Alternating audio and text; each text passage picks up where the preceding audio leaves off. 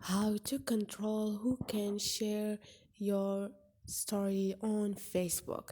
Hi guys, in this video I will show you how to control your sharing stories on Facebook app.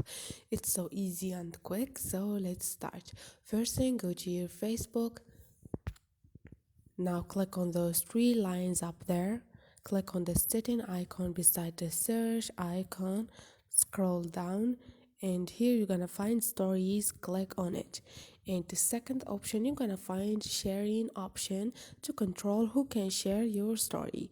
Now all you need to do is choose if you want to allow others to share your public stories to their own story. Click on it to turn this option on or no. And you can also allow people to share your stories if you mention them. Don't allow or allow wherever you want. So this is it guys, hope this video was helpful to you. If you like the video, don't forget to subscribe and like.